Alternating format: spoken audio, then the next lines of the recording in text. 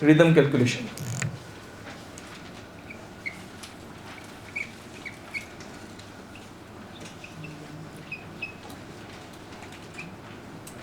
Rhythm calculation.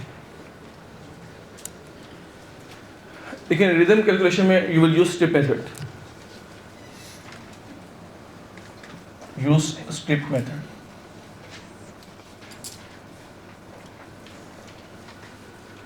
Strip method use करेंगे और lead कौन सी यूज करेंगे आप 6 second long rhythm lead 6 second long standard rhythm lead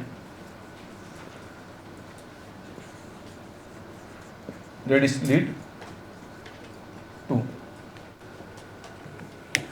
हम देखेंगे ये 6 सेकेंड लॉन्ग स्ट्रिप मैं ड्रॉ करूंगा आपके सामने और आपने ड्रॉ करनी तो आप कर लीजिए साथ साथ.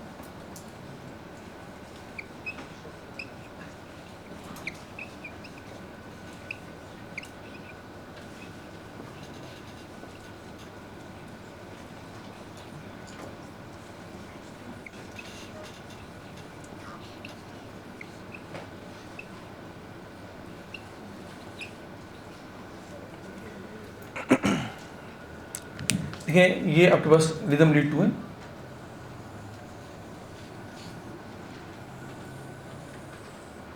ये आपके पास 6 सेकेंड लॉन्ग रिदम लीड. देखिए आपको कैसे मालूम है 6 सेकेंड लॉन्ग? जब कभी आप इसी की स्ट्रिप देखें ना तो उसके टॉप पे दो यहाँ पे हार्ड लाइंस मिलती हैं आपको. ये दो हार्ड लाइंस के दरमियान जो टाइम पीरियड है 1 सेकेंड है, 2 second, 3 second, 4 second, 5 second, 6 second और ये आपकी 6 सेकेंड लॉन्ग स्ट्रिप यहाँ से.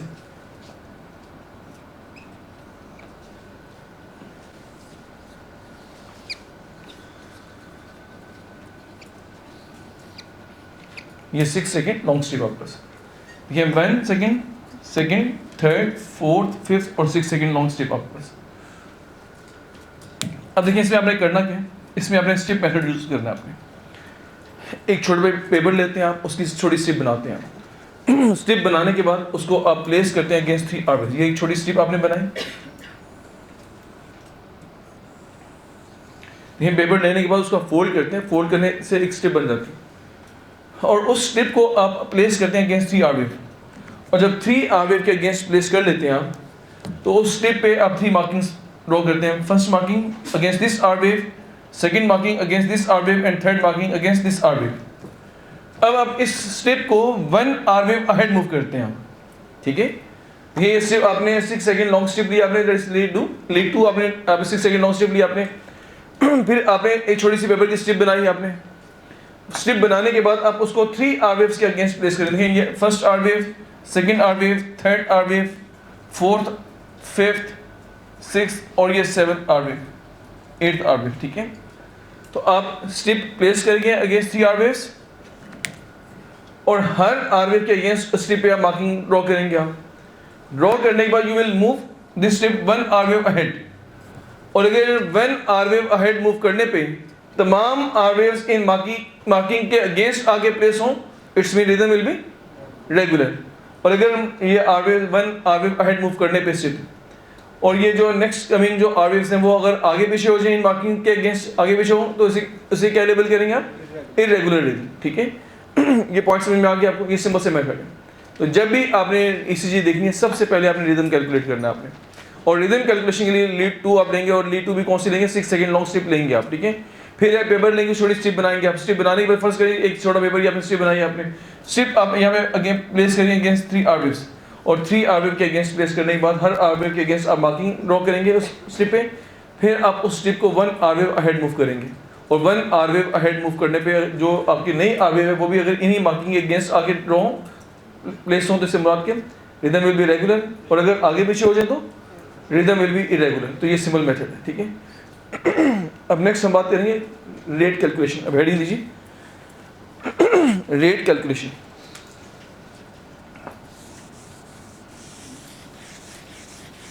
Next will be rate calculation.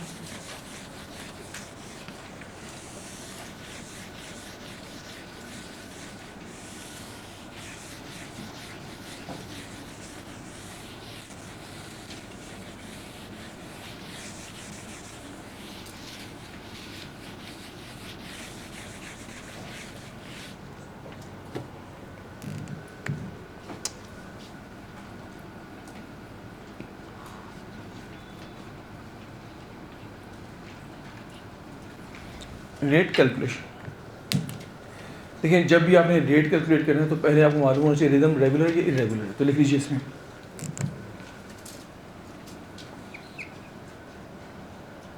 If rhythm is regular, तो रेट कैसे कैलकुलेट करेंगे?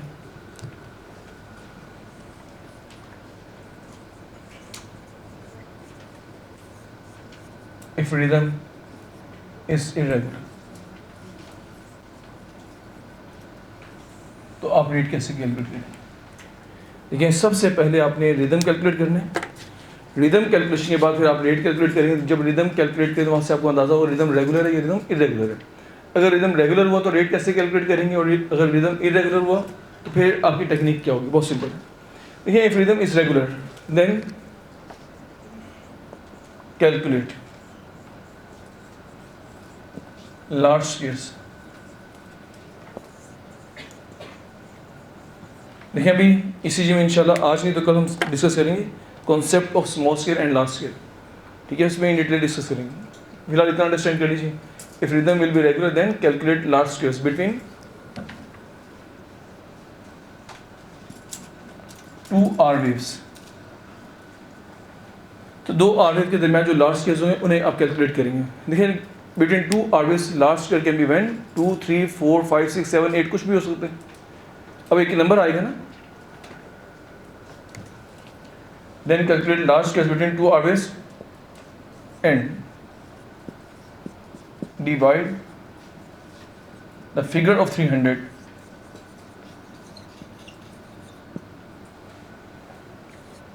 with that number। देखिए जो भी लार्ज स्केल्स के दरमियान जितने भी लार्ज स्केल्स होंगे उस नंबर से आपने 300 को डिवाइड करना है, ठीक है। अब से फॉर एग्जांपल अगर 2 आर्बिट के दरमियान लार्ज स्केल सिंगल होगा आपके पास, फिर क्या करेंगे आप? 300 को किसे डिवाइड करेंगे? 1 से। अगर आपके पास 2 आर्बिट के दरमियान लार्ज स्केल 2 होंगे तो फिर क्या करेंगे आप? फिर आप 300 को 2 से डिवाइड करेंगे। और अगर आपके पास 2 आर्बिट्स के दरमियान लास्ट स्केल 3 हुआ तो फिर क्या करेंगे आप? 300 को 3 से डिवाइड करेंगे आप। और अगर आपके पास लास्ट स्केल बिटवीन 2 आर्बिट 4 हुए तो क्या करेंगे आप? 300 को 4 से डिवाइड करेंगे आप, and so on.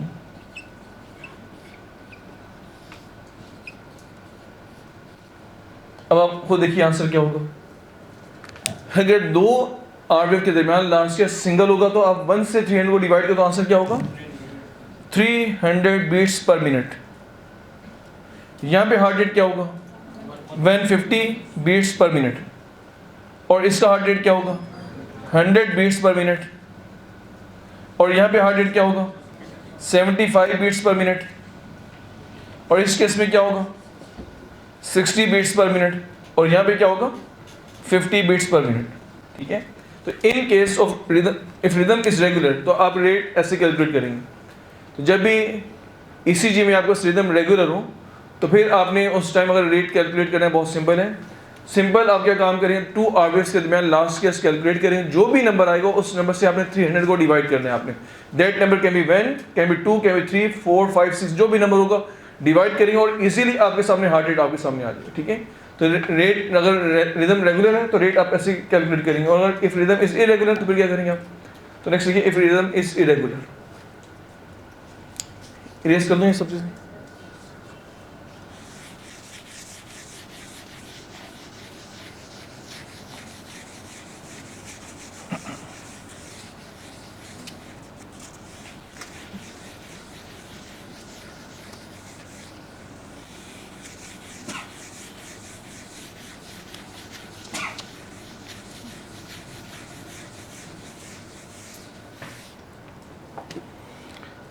If rhythm is irregular तो इस केस में क्या करेंगे?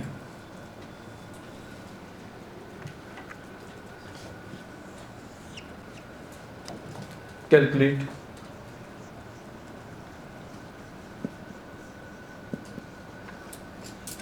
The number of R waves. अब यहाँ पे number of R waves calculate करेंगे। और नंबर ऑफ आवर्स कहाँ कैलकुलेट करनी है आपने, in 6 second long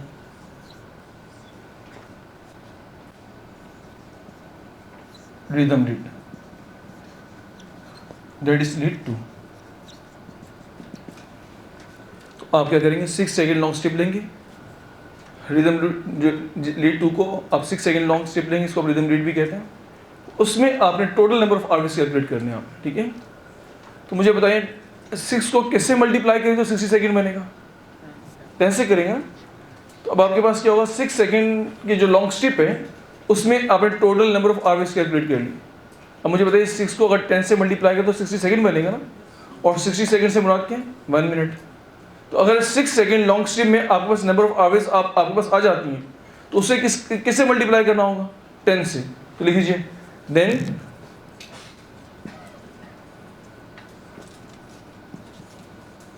multiply that number with 10, फिर उसको आप 10 से मल्टीप्लाई कर देंगे। हाँ देखिए यहाँ पे अगर मैं स्ट्रिप ड्रॉ करूँ आपके सामने, 6 सेकेंड लॉन्ग स्ट्रिप, ठीक है। देखें 1 2 3 4 5 6, first second, second second, third, fourth, fifth और ये 6 सेकेंड, ये 6 सेकेंड लॉन्ग स्ट्रिप आपके पास। अब इस 6 सेकेंड लॉन्ग स्ट्रिप में देखिए मैं जस्ट आवर्स ड्रॉ करूंगा, बाकी मैं दरम्यान में ड्रॉ नहीं कर रहा, टाइम वेस्ट होगा, जस्ट मैं आवर्स ड्रॉ कर रहा हूँ सामने।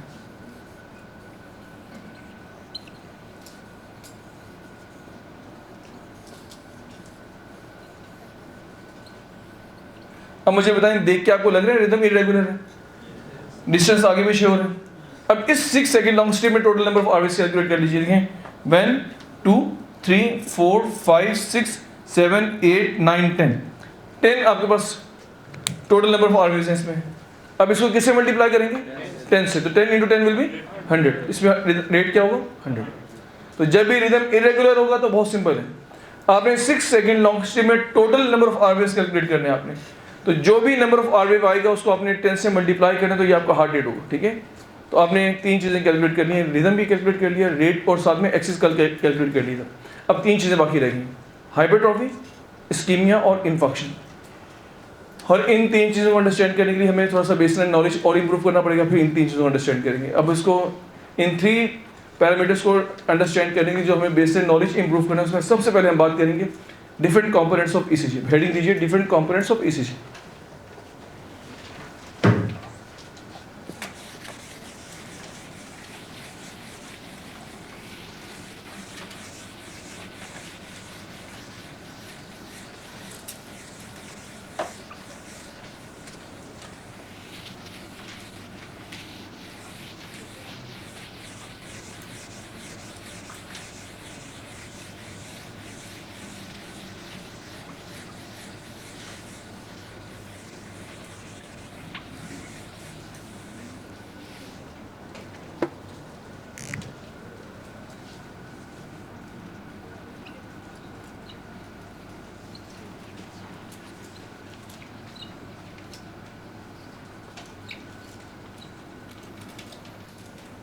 Different components of ECG.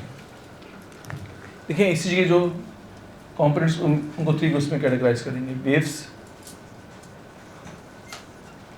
Segments और लास्ट में इंटरवल।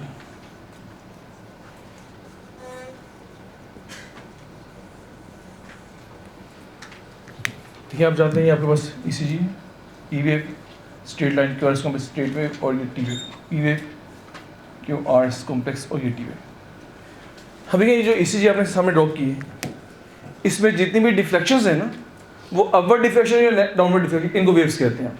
तो ये कितनी वेव्स हैं, इस ईसीजी में 4 वेव दिखाई दे रही हैं आपको, P wave, Q wave, R wave, S wave और ये टी वेव। तो अब देखिए फर्स्ट वेव, फर्स्ट आपके पास कॉम्पोनेंट कौन सा, वेव्स। अब इनमें फर्स्ट वेव कौन सी लिखेंगे आप, पी वेव। अब पी वेव से मुराद क्या है, इस ईसीजी में पी वेव से मुराद क्या होगा, एट्रियल डीपोलराइजेशन, एट्रियल डीपोलराइजेशन।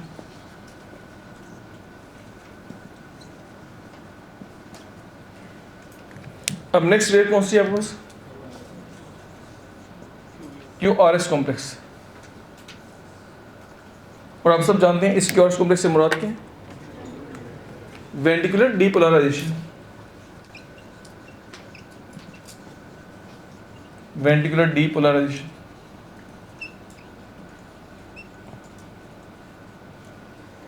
अब नेक्स्ट वेव कौन सी है आपके पास? T wave. अब टी वेव से मुराद क्या होगा? Ventricular repolarization. Ventricular repolarisation.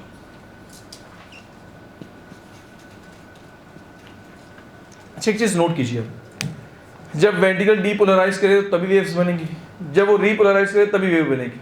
लेकिन एट्रिया की केस में ऐसा क्यों नहीं?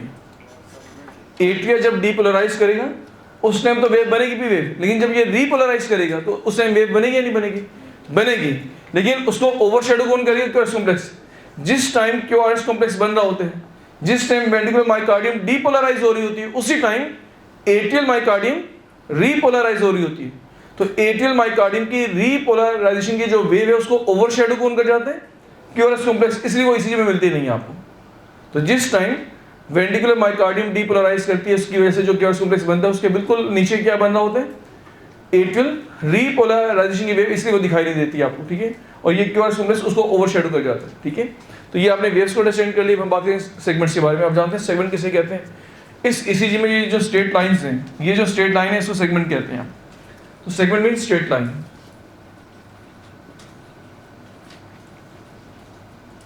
Straight line. अब देखिए जो स्ट्रेट लाइंस हैं, अब कितनी स्ट्रेट लाइन यहाँ दिखाई दे रही हैं आपको? अब तो से देखिए,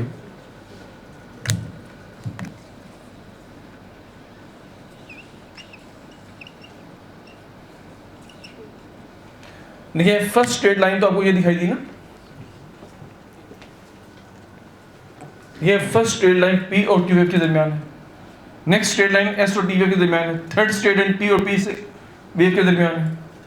तो बताइए जो फर्स्ट स्ट्रेट लाइन इसका नाम क्या होगा जी? अच्छा, ये जो स्ट्रेट लाइन है P और Q वेव के दरमियान है, तो PR सेगमेंट क्यों कह रहे हैं हम? देखिए ये स्ट्रेट लाइन तो P और Q के दरमियान, इसको PR सेगमेंट कह रहे हैं। और ये जो स्ट्रेट लाइन S और T के दरमियान, इसको क्या कहेंगे आप? ST segment. ये स्ट्रेट लाइन P और P के दरमियान, तो इसका नाम क्या? TP segment. अच्छा, ये TP सेगमेंट, ये ST सेगमेंट, तो ये PR सेगमेंट क्यों होगा? ये PQ सेगमेंट क्यों नहीं होगा? उसकी वजह देखिए 12 जो लीड्स हैं ना आपके पास, जो 12 लीड्स हैं, उन 12 लीड में मेजॉरिटी लीड्स के अंदर क्यू वेव नहीं होती। मेजॉरिटी लीड में क्यू वेव नहीं होती। मेजॉरिटी लीड में क्या होगा? स्टार्ट ही आर वेव से काम हो रहा होगा, क्यू वेव नहीं होगी। पी के बाद स्ट्रेट लाइन पे आर वेव होगी, तो इसलिए इस स्ट्रेट लाइन का नाम क्या? PR सेगमेंट, ठीक है। तो first straight line is PR segment. PR segment. और आप जानते हैं PR सेगमेंट से मुराद क्या? Current is passing through AV node. तो जब करंट AV नोड से पास करते हैं ना, तो स्ट्रेट लाइन मिलती है आपको। तो लिख लीजिए आप, इससे मुराद क्या? करंट इज पासिंग थ्रू,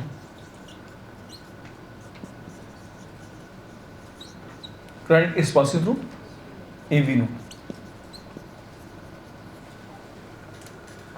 देखिए आप जानते हैं ये आपके पास एट्रिया, ये AV नोड, ये वेंट्रिकल्स होंगे ना आपके पास, ये SA नोड, ये AV नोड। तो जब भी करंट एट्रिया से वेंट्रिकल में आना हो, तो उस करंट को इस चेक पोस्ट से गुजरना पड़ता है।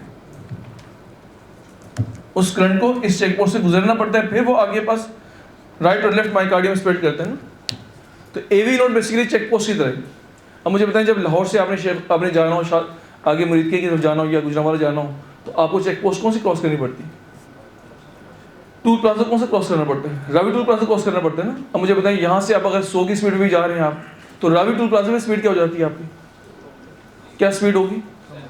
5, 7, 2, 1, यही इसी रेंज में होगी ना। तो देखिए अब अगर यहाँ से खड़े होकर रावी टूल प्लाजा को देखें, तो आप जानते हैं बिल्कुल स्ट्रेट अगर यहाँ से देखें तो रावी टूल प्लाजा कितना बनेगा? ऑलमोस्ट 10 किलोमीटर बनेगा। बिल्कुल स्ट्रेट अगर हम यहाँ से देखें, रास्ते में कोई बिल्डिंग ना, तो अगर यहाँ से हम रावी टोल प्लाजा देखेंगे ऑलमोस्ट 10 किलोमीटर बनेगा। तो मुझे बताइए 10 किलोमीटर के डिस्टेंस पे आप रावी टोल प्लाजा देख रहे हैं, छोटी सी कार जब वहाँ से मूव कर रही होगी 1, 2, 3, 4, 5 किलोमीटर की स्पीड से, तो क्या आपको वो हिलती हुई दिखाई देगी आपको? कभी आसमान पे जहाज उड़ते हुए देखा हो आपने? तो किस स्पीड से जा रहा होता है वो? कभी नोट किया आपने?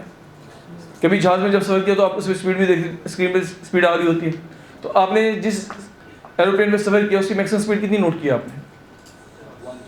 जी 1000 ऑलमोस्ट इसके आसपास चल रही होती है ना। तो जब यहाँ से खड़े हुए आप देखते हैं तो क्या लगता है? स्पीड ये लग रही होती है ना, जबकि स्पीड एक्चुअल क्या होती है आप जानते हैं, ठीक है। और उसका डिस्टेंस यहाँ से कितना होता है? कितने की 1000 फीट के डिस्टेंस में वो फ्लाई कर रहा होता है? 35,000 फीट के डिस्टेंस पे। 35,000 को अगर आप कैलकुलेट करें किलोमीटर में कितना बनेगा? ऑलमोस्ट 10 किलोमीटर के करीब बनेगा ऑलमोस्ट। तो 10 किलोमीटर की डिस्टेंस से आप इतने फास्ट मूविंग प्लेन को जब आप देखते हैं तो वो भी आपको लगता है बिल्कुल स्लो मूव कर रहे हैं ना। तो देखिए यहाँ पे छोटी सी मायोकार्डियम है, एवी नोड, छोटी सी मायोकार्डियम, और यहाँ से छोटा सा करंट पास करेगा, वो भी बड़ा स्लोली मूव करेगा। करंट पास कर रहा होगा लेकिन स्लोली मूव करेगा। तो जब इतनी छोटी सी मायोकार्डियम से छोटा सा करंट स्लोली मूव कर रहा होगा तो इसी जगह जो गैल्वेनोमीटर उसको पिक नहीं कर पाएगा, और जब पिक नहीं कर पाएगा तो क्या होगा? स्ट्रेट लाइन मिलेगी आपको, और स्ट्रेट लाइन का नाम क्या हो? P R segment. पॉइंट समझ में आया आपको? तो पी आर सेगमेंट से हरगिज मुराद ये नहीं करंट पास ही नहीं कर रहा, करंट पास कर रहे हैं लेकिन उसकी अमाउंट बहुत थोड़ी सी, और वेंट्रिकुलर मायोकार्डियम भी बहुत छोटी सी है, और स्पीड ऑफ करंट भी बहुत स्लो है, तो इसलिए आपको एक स्ट्रेट लाइन मिलती है। आपको पॉइंट क्लियर हो गया? तो जब भी आपसे कहा जाएगा पी आर सेगमेंट के बारे में तो इससे मुराद current is passing through AV node. कोई क्वेश्चन कर सकता है भी जब करंट मूव करता है डिफ्लेक्शन क्यों नहीं आ रही? उस डिफ्लेक्शन आने की वजह अंडरस्टैंड कर लिया आपने। अमाउंट ऑफ करंट स्मॉल है, मायोकार्डियम स्मॉल है, और स्पीड ऑफ करंट बड़ी स्लो है, और बहुत दूर से देख रहे हैं आप, और जब दूर से देखें तो आपको बिल्कुल उसकी मूवमेंट फील ही नहीं होगी आपको, इसलिए स्ट्रेट लाइन मिलेगी आपको। तो इसलिए जब भी कभी किसी के एवी नोड में एब्नॉर्मलिटी आएगी ना तो पी आर सेगमेंट में एब्नॉर्मलिटी मिलेगी आपको। तो जब भी किसी का पी आर सेगमेंट शॉर्ट हो या प्रोलॉन्ग हो, इससे मुराद क्या प्रॉब्लम कहाँ पे? एवी नोड के अंदर हार्ट ब्लॉक्स, ठीक है। तो हार्ट ब्लॉक्स आपके एवी नोड भी होते हैं ना।